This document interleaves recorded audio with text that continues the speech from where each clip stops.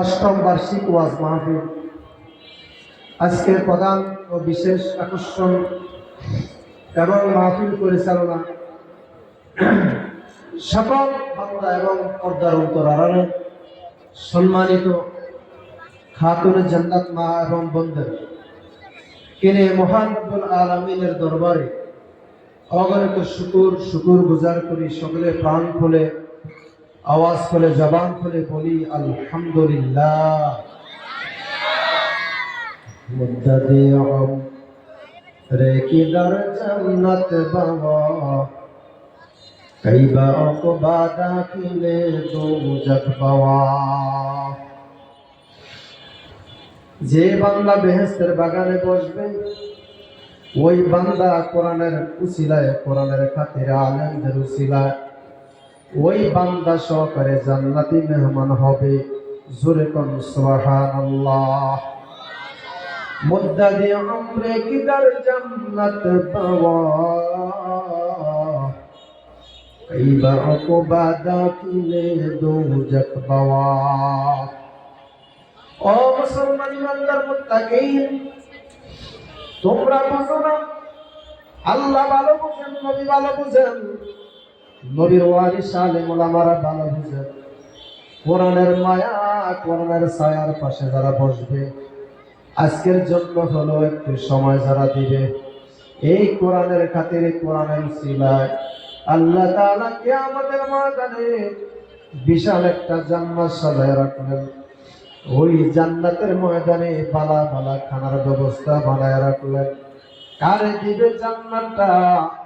আল্লাহ মনোনীত ধর্মের ভিতরে যে মানুষগুলোকে আল্লাহ সম্মান দান করেছেন, ইজ্জত দান করেছেন, তাদেরকে আল্লাহ তাআলা কিয়ামতের ময়দানে ডান হাতে আমলনামা দিয়া ছেড়ে দিবেন, যাও তোমরা জান্নাতে যাও। আল্লাহু আকবার, নারে তাকবীর। ইসলাম বীর ইসলাম। কারে দিবে আল্লাহ তাআলা বালাখানার ব্যবস্থা? জান্নাতের নিশানা থাকবে মঞ্জিলগুলো, এক একটা মঞ্জিল থাকবে কয়েক লক্ষ মাইল দূরত্ব। জোরে কোন সুবহানাল্লাহ, আরো জোরে কোন সুবহানাল্লাহ। ওই জান্নাতের মঞ্জিল কারা পাবে? যারা আজকে বেহেশতের বাগানে বসে গেল,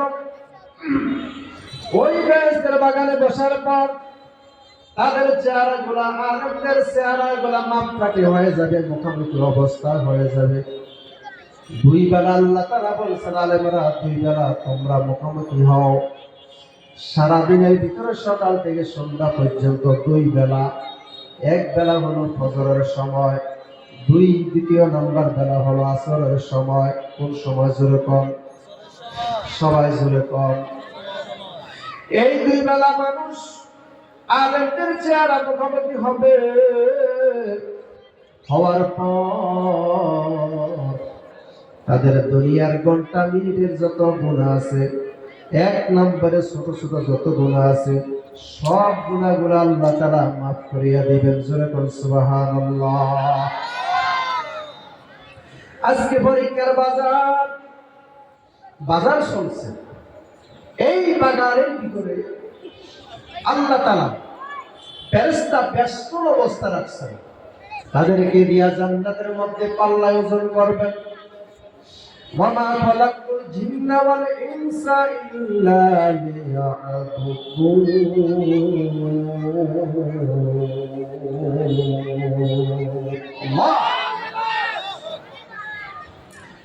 শহরে বাজারে দেখো নারীদের দল, পর্দাবিহীন তারা করে জলমল। ঠিক কিরকম? এটা কত পরশু দিনের ওয়াজ। এই ময়দানে, এই মাঠে যে নাচা নাচছে, সেরা সেরি বেড়া বেড়ি, কথা ঠিক কিরকম? শুধু এই জায়গা নয়, সারা বাংলাদেশের ভিতরে যত ময়দান খালি ছিল, গত পরশু দিন 16 ডিসেম্বর বিকাল বেলার গভীর রাত্র পর্যন্ত শুধু জাহান্নামের গুনাহ কামাই করা হয়েছে। ঠিক কিনা? জোরে কর। ভয় করি না, ভয় করি আল্লাহকে। তারে এই কারণে ছন্দটা গাই, মনে রাখতে হবে। শহরে বাজারে দেখো নারীদের দল, পর্দাবিহীন তারা করে জন্মাল, অন্যকে তার দিকে আশিকি বানায়, অন্যকে তার দিকে আশিকি বানায়। দেশটায় আজি ধ্বংস নারীর বেপরদায়, সবার মুখে এক আওয়াজ হায় হায় হায়। ঠিক কিনা? ইবলিসের বড় জ্বালা বাংলাদেশে, আগমন হয়েছে নারীর বেশে। ঠিক কিনা? ইবলিসের বড় জ্বালা বাংলাদেশে, আগমন হয়েছে নারীর বেশে।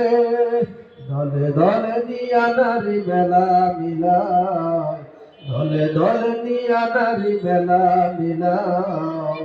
পার্কে বসিয়া ওরা মেলা মিলায়, দেশটায় আজি ধ্বংস নারীর বেপরদায়, সবার মুখে একে আওয়াজ হায় হায় হায়। ঠিক কিনা কর? এখন বাংলাদেশের অবস্থা কবে শান্তি হবে? আল্লাহ বলছেন তবে তখনই শান্তি হবে কোরআনের বাজারে, কোরআনের মজলিসে এসে বসো। 2 মিনিট, 1 মিনিট, 1 ঘন্টা সময় দাও, তোমার চেহারার মধ্যে আসমান থেকে নূর বিরাজ করবে, নূর নাজিল হবে, নূর আসবে। 100% sure. First difference between two one, the judgment of Salah is passed on the Dawn's day, the judgment of Salah. I am the last, and in there will be no prophet after me. The best amongst you, those who read the Quran and those. Allah Ta'ala বলেন, হে দুনিয়ার বান্দা বান্দিরা, সব ভাষা দিয়া আমি আল্লাহকে যদি তোমরা বুঝাও ডাকো, সব ভাষার পারদর্শী একমাত্র আমি একজনে, তিনি হলেন রব্বি আল্লাহ, তিনি হলেন আল্লাহ। তিনি কে জনগণ? হে দুনিয়ার মুসলমান ইমানদার, যেখানে কোরআনের বাজার, সেখানে একটু মায়া করে মোহাম্মত করে বসে বলো।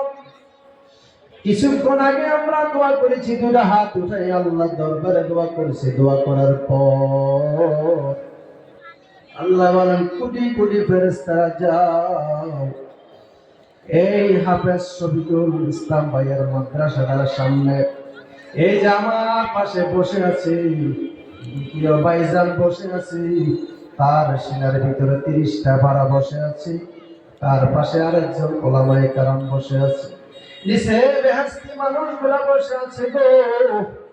আমার কারণ তার সামান্য মা বোনেরা শোনো, সিদ্ধরপুর, নারায়ণগঞ্জ, ঢাকাবাসী মানুষ শুনিয়া নাও, আজকে তুমি এখানে আসো, কালকে তুমি কোথায় থাকবা জানো না। আজকে তুমি এখানে আসো আমার সঙ্গে, আমরা এখানে আছি, আগামীকাল অথবা 1 ঘন্টা পরে কোথায় থাকবো জানি না। আল্লাহ তাআলা ভাষণ দিয়া জানাইয়া দেব, মা খালাকুল জিন্না ওয়াল ইনসা ইল্লা লিয়াবুদুন। আমি আল্লাহ তাআলা 2টা জাতিকে আমি আল্লাহ তাআলা বয়ান করে শোনাইয়া দিলাম। মা খালাকুল সূরাতুর রহমান দেখা, ও দুনিয়া জিনার মানুষেরা শুনিয়া লও, তোমাদেরকে আমি আল্লাহ তাআলা সুন্দর করে বানানোর পর আমার মনের ভিতরে একটা আকাঙ্ক্ষা বাজলো, সেটা হলো তোমরা যদি আমার কথা শোনো, আমার ইবাদত করো, তাহলে আমি আল্লাহর মনের আশা পূরণ হয়ে যাবে। জোরে বল সুবহানাল্লাহ। আপনি গাভী পালছেন, ওই গাভী যদি দুধ না দেয়, জমিনে হাল না দেয়, মই না দেয়, এই গরুটা গাভীটা কোনো কাজে লাগে না, 1 নম্বর দুধ দেয় না। যেরকম কি দেয় না?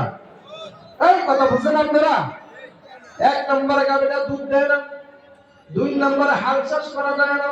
আমাদের বাপ দাদারা আগে, আমরা যখন উজানি মাদ্রাসায় পড়ি, উজানি মাদ্রাসা বিশাল বড় মাদ্রাসা, উজানির পরে সর্বনায় আসলো, সারা পৃথিবী ছায়ার হলো ওই উজানি মাদ্রাসা যখন পড়ি, এইরকম আমার বাপ দাদারা আরো বহু মানুষেরা জমিনে হাল চাষ করে।